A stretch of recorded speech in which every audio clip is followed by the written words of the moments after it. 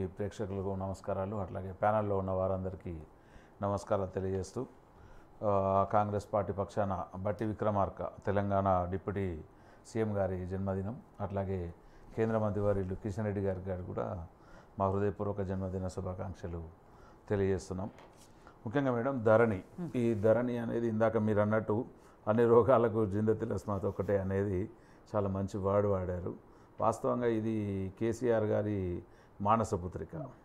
ఈ ధరణి అనేది దానిలో ఎప్పుడైతే ప్రవేశపెట్టడం జరిగిందో కేవలం దీని వెనక చాలా దురుద్దేశమైనటువంటి అంశాలు కూడుకొని ఉన్నాయి. అసలు ధరణి అనే విషయంలో కేవలం ఇది అంటే ఒక దొరల భూములను కాపాడుకోవడానికి అనేది సర్వ జగమంతా చెప్పుకుంటున్న ముచ్చట, వాస్తవాలు కూడా. అంటే ఇక్కడ ఏం చేశారంటే మేడం, కొన్ని సంవత్సరాలుగా కొన్ని తాత ముత్తాతల నుంచి కూడా భూమిని సేద్యం చేసుకుంటున్నవారు. అప్పుడు దొరల భూముల్లో భూమి బందీ అయి ఉండేది. కొన్ని వందల వేల ఎకరాల భూమి బందీ అయి ఉంటే వారి కింద పనిచేసేటువంటి అనేక మంది పాలేర్లు కావచ్చు, లేకపోతే వారి కింద పనిచేసే కూలీలు కావచ్చు, వీళ్ళందరూ కూడా ఈ భూమిని సేద్యపరుస్తూ ఈ భూమి మాది అనుకున్నప్పుడు దొరల భూమి దొరలకిచ్చి వీళ్ళు కూడా చేసుకున్న దాన్ని అనుభవదారుల కాలంలో కావచ్చు, లేకపోతే కబ్జాదారుని కాలంలో పెట్టి వాళ్ళ భూములను వాళ్ళు పరిరక్షించుకొని ఒక నమ్మకం మీద నడిచింది. అట్లాగే సాదా బైనామా అంటారు మేడం, ఒక చిన్న వైట్ పేపర్ మీద కూడా రాసుకొని అప్పుడు రిజిస్ట్రేషన్ చేసుకునే అవకాశాలు ఉన్నా, జ్ఞానం ఉందో లేకో ఏదో నమ్మకాల మీద పేపర్ల మీద వ్యవహారం అనేది నడిచింది.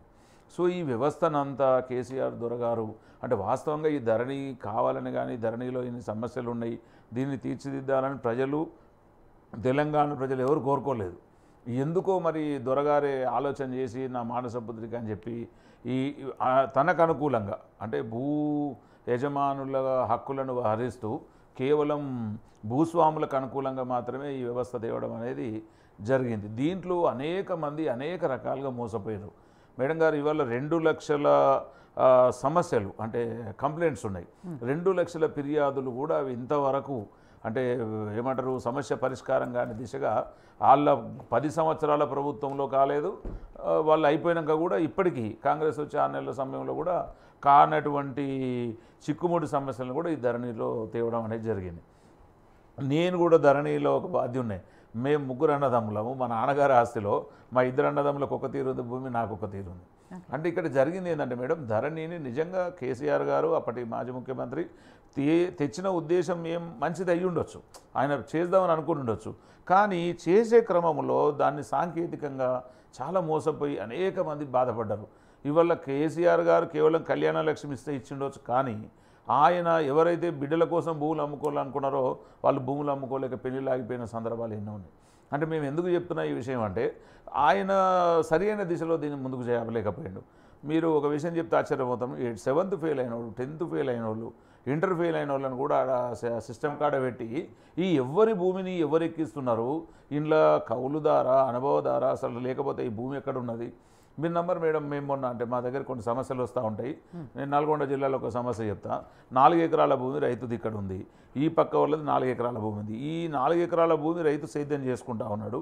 ఈ 4 ఎకరాలు ఆయనకు 8 ఎకరాలు ఎక్కింది. ఈయన భూమి ఎక్కడ పోయిందో తెలియదు, కానీ స్టిల్ ఈయన భూమిలో ఈయన భూమి చేసుకుంటా ఉన్నాడు. ఈయనకి 8 ఎకరాలు ఉంది. ఇప్పుడు ఈ 8 ఎకరాలు ఈయన చేయమంటే ఈయన పైసలు ఇస్తా కానీ నేను చేయడు.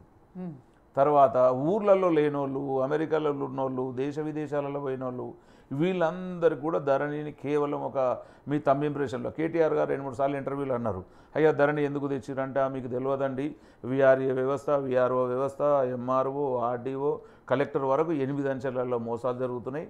ఎక్కడికి పోయినా కానీ లంచాలు అడుగుతున్నారు. ఈ లంచాల వ్యవస్థ మేము తీసేయడానికని అసలు వాస్తవంగా ఈ లంచాలు 8 అంచెల వ్యవస్థలో ఉంటే 80 అంచెల వ్యవస్థలో రాష్ట్ర భూములన్నీ ఖజానా ఖాళీ చేసింది బీఆర్ఎస్ పార్టీ కాదా? అంటే కేవలం ఒక అవగాహన లేకుండా ప్రజలను నాశనం చేయడానికి ఈ రాష్ట్రంలో ఉన్నటువంటి ఈ భూములను ఒకరి భూములు ఒకరు కాకుండా ఈ ధరణి వచ్చిన తర్వాత అనేక తగాదాలు జరిగినాయి. కొట్లాటలు, కోర్టు కేసులు, చంపుకోవడాలు, హత్యల వరకు దారితీసినాయి.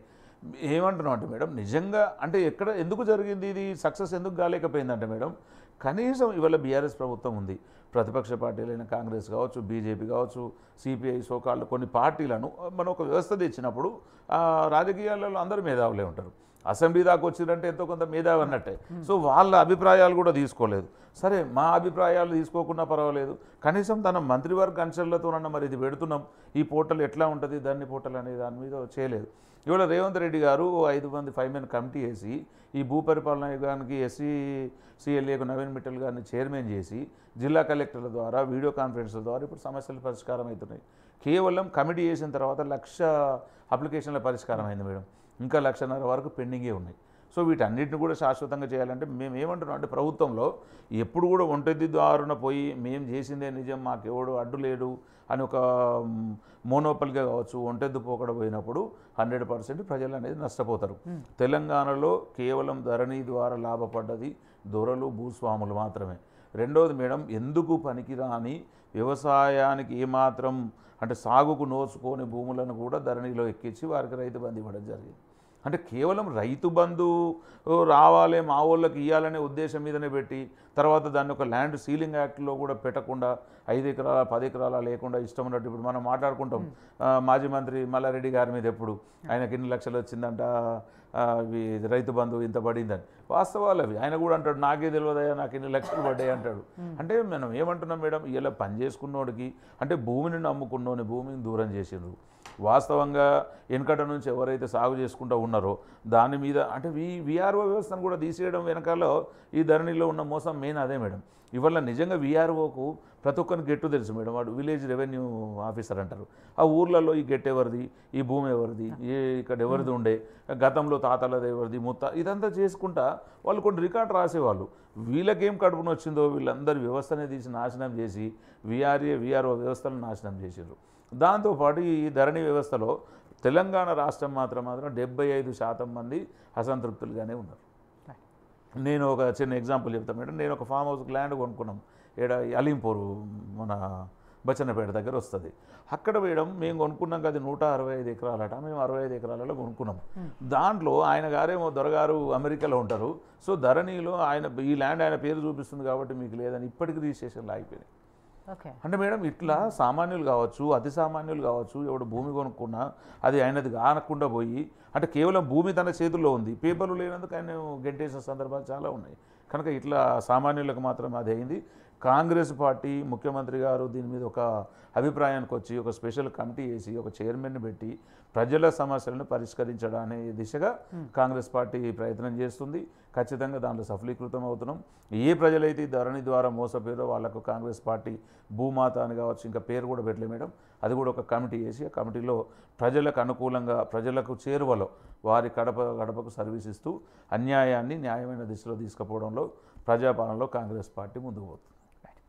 పద్మ గారు, ధరణి పేరుతో గత ప్రభుత్వం తీసుకొచ్చిన దాంట్లో చాలా మోసాలు అవకతవకలు జరిగాయని బీజేపీ నాయకులు గతంలో కూడా చాలామంది విమర్శించారు. బండి సంజయ్ గారు, కిషన్ రెడ్డి గారు, మీలాంటి వాళ్ళు చాలామంది కూడా దీని గురించి మాట్లాడారు. బట్ ఇప్పుడు కాంగ్రెస్ ప్రభుత్వం వచ్చిన తర్వాత ప్రక్షాళన ఏదైతే చేస్తుందో కమిటీ వేసిందో దాని గురించి ఎక్కడ కూడా ఇంకా పూర్తి స్థాయిలో డీటెయిల్స్ రాలేదు. పేరు కూడా మారుస్తామంటారు. ఇప్పుడు దీని గురించి బీజేపీ స్టాండ్ ఏంటి, దాని మీద ఎందుకు ఎక్కడ మాట్లాడట్లేదు అని?